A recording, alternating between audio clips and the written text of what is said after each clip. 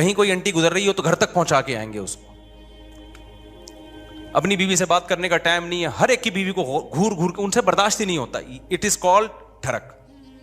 یہ حب باہ کہلاتی ہے. کیا کہلاتی ہے؟ اس کو یہ لفظ یاد رکھ لیں, حب باہ. باہ ہونی چاہیے. باہ کہتے ہیں مردانگی کو. یہ باہ تو ضروری چیز ہے صحت کے لیے. یہ نہ ہو تو آدمی شادی کیسے کرے گا, اولاد کیسے ہوگی, بیوی سے محبت کیسے کرے گا. لیکن باہ ایک حد سے آگے تجاوز کرتی ہے تو یہ ٹھڑک بن جاتی ہے. یعنی حب باہ کا اردو میں آسان نام لفظ کیا ہے اس کے لیے؟ ٹھڑک. نہیں یہ بات سمجھ میں؟ تو باہ تو ہونا ضروری ہے. اگر باہ ہی ختم ہو جائے گی تو پھر تو آدمی نہیں رہے گا نا, وہ تو پجامہ ٹائپ کی چیز بن جائے گا بالکل. لیکن حب باہ کہتے ہیں ٹھڑک کو. ایک ہوتی ہے ٹھڑک حد سے بڑی ہوئی. کہیں بھی کوئی لڑکی نظر آ رہی ہے تو ٹھڑک کے علاوہ کسی اور نیت سے دیکھتا ہی نہیں ہے اس کو.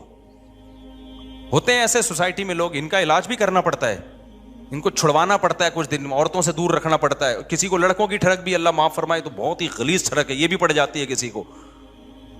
تو اتنی ہو کنٹرول میں, شہوت کنٹرولڈ ہونی چاہیے. آپ کو حلال اور حرام کا فرق ہونا چاہیے. تو جس کے اندر یہ ٹھڑک ہے تو اس کو بھی تصوف کی اصطلاح میں کہا جاتا ہے یہ دنیا کی محبت کا مریض ہے. ہوتے ہیں کچھ لوگ ایسے, نماز بھی پڑھ رہے ہیں, روزے بھی رکھ رہے ہیں, زکاتیں بھی دے رہے ہیں, اللہ اللہ بھی کر رہے ہیں, مگر کہتے ہیں بھائی عورت ہماری مجبوری ہے. بھائی وہ کیا کہتے ہیں بھائی؟ تو بس وہ کہیں بھی ایسے, میں نے دیکھا کاؤنسلنگ کرنے والے نیک لوگ کسی خاتون کو سمجھا رہے ہیں کہ اپنے شوہر سے محبت کرو. اتنی محبت سے سمجھایا کہ عورت کو اس سے محبت ہو گئی, کیونکہ اس مرد کے اندر ٹھڑک تھی. یہ سمجھاتے ہوئے اس کی نیت کیا تھی؟ خراب. بعض لوگ ہوتے ہیں تمیز سے سمجھا رہے ہوتے ہیں, ایسے ایٹیٹیوڈ عورت کے سامنے پیش کر رہے ہوتے ہیں تو عورت اس سے متاثر ہو جائے. تو بتاتے نہیں ہیں کہ ہم برے ہیں, لیکن ایٹیٹیوڈ سے لگتا ہے کہ بھائی تم 2 نمبر آدمی ہو. تم کیا ہو؟ ایک آدمی کہا میں کسی داڑھی والے کے پاس اپنی بیگم کو لے کر گیا تاکہ وہ میری بیگم کو سمجھائے. وہ داڑھی والا کہہ رہا ہے آدھا گھنٹہ تک میری بیگم ہی کو دیکھتا رہا ہے کم وقت. کہہ رہا مجھے اتنا غصہ آیا.